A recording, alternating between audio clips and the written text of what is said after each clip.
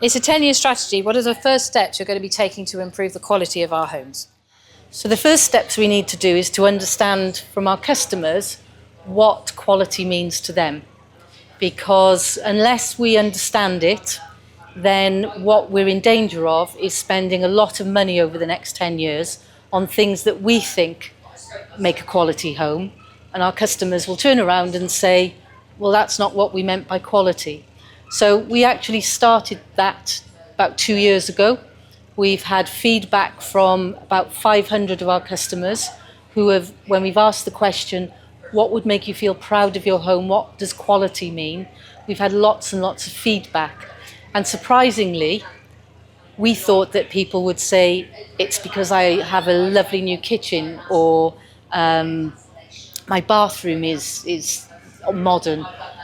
What people have told us is that they want to make sure that they're living in a home that's safe and that it's warm and that it's affordable to heat. So in terms of what we will be doing over the next few years is, firstly, we would have been taking all of that information that customers have told us, together with what our colleagues and other stakeholders have said. And my colleague Matt, who's our Director of Asset Management, he is currently putting together a recommendation on a home standard. So we've never had one of these. We've had one for our brand new homes that we've developed. We've never actually had one for our existing homes. So all of that information, Matt is currently putting together in 2 empty homes that we have, and he will be then inviting customers and colleagues and other stakeholders to come and have a look and see the elements that you've told us would make you feel proud. We've put those into our homes, and what we would like to do is for customers to go around and say, yes, I think that is very good, and I would like to see that in the home standard going forward. Once we've got that feedback, we will then go to our exec team and go to the board, and we will say, this is what we think our home standard should be going forward into the next 10 years. This is what our customers have told us and our colleagues. This is what makes them feel proud.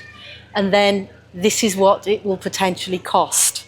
And that's where that's then where other conversations take place that say, yes, your aspiration is fantastic. This is possibly what we can't afford, but what can we compromise on? We can't compromise on safety. We absolutely must make sure that our homes are warm.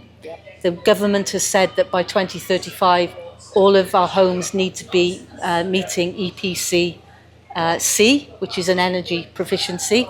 So those 2 must come first. And then obviously we will be looking at kitchens, bathrooms, windows, doors. The one thing that I'm really keen on is, for the last 20 years when it's been Summer Community and Curo, we've always done improvement programs which are isolated. So we will do kitchens and bathrooms, we will do windows and doors, we will do insulation programs. What we've never done is put all of those things together and do them at the same time. And that's called a fabric first approach, or a whole house approach. We've never done that, and it can be quite costly. But in terms of getting everything done at the same time, that must be better for our customers, I hope. So we are going to propose in the new asset management strategy that that would be our recommended way forward in terms of improving the safety and the warmth, the affordability and the health of our homes as well. When we say health, we mean damp and mould, etc. So that's what we're working on our new asset management strategy now. That's what we hope that our recommendation will go to board. That's what we hope that they will agree to. And then we have, I think, the painful task of, we already know that because of the type of properties that we have, the age of them, not all of them will be able to get up to the home standard. So we will have to, unfortunately, probably disinvest in some of the homes. And people all say to me, well, you know, you're a social landlord, you shouldn't be getting rid of social homes because there's such a need for them. And in some ways I agree with that. But however, what is the point of renting out a property to a customer who very often is on a lower income, when we know that it's going to cost them so much more money to heat, to keep warm. And so I think we will have to make decisions on some of the properties that we currently have. We will have to either regenerate, so maybe knock down. We will maybe have to dispose of them, so sell them on the open market, and then the money that we get from those sales we can reinvest in either new homes or bringing other homes up to the standard that we know that they can do, or we will have to demolish them. So there's lots of decisions to be made, but I think our ambition and our vision to have in the next 10 years homes that people can be proud of, that's definitely the right one.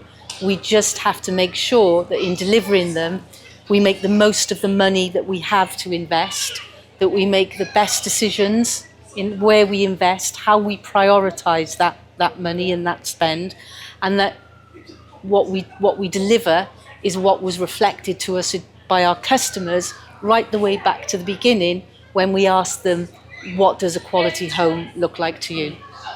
Wow. Quite the task. Yes.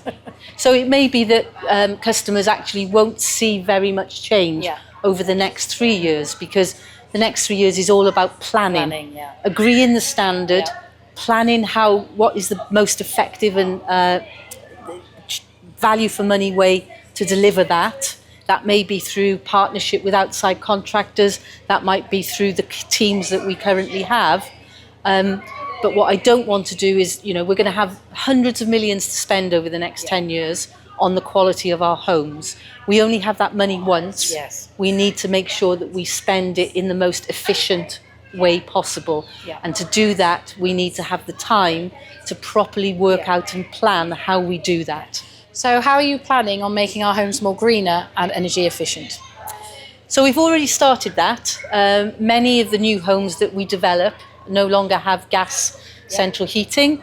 They have air source heat pumps. They will have photovoltaic valves on the roofs and batteries.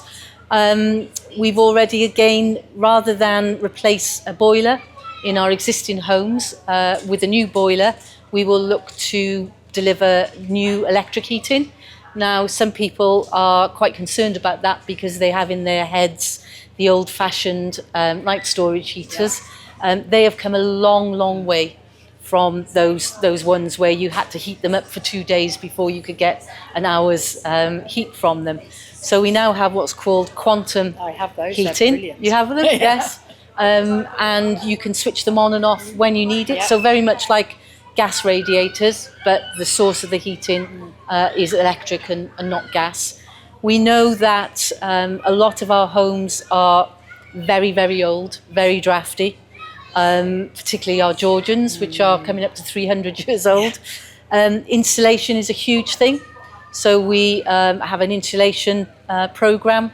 We also have done some pilots where we have used a robot to put underfloor insulation, foam insulation in. And we're trialling a lot of new ways because what we don't want to do is go all in on these new technologies and then find out that actually two or three, 10 years down the line, they're actually more expensive both to put in and maintain, but more importantly, they're more expensive for our customers to run. So we're very lucky that the government is offering housing associations grants to be able to trial out these new systems and technologies. We're doing that. We've done that in several of our properties. And what we will do is we will take all the learning from that and then we will light on a recommended way forward. Probably won't be just one thing. It probably will include solar panels. It will include technologies such as air source or ground source heat pumps.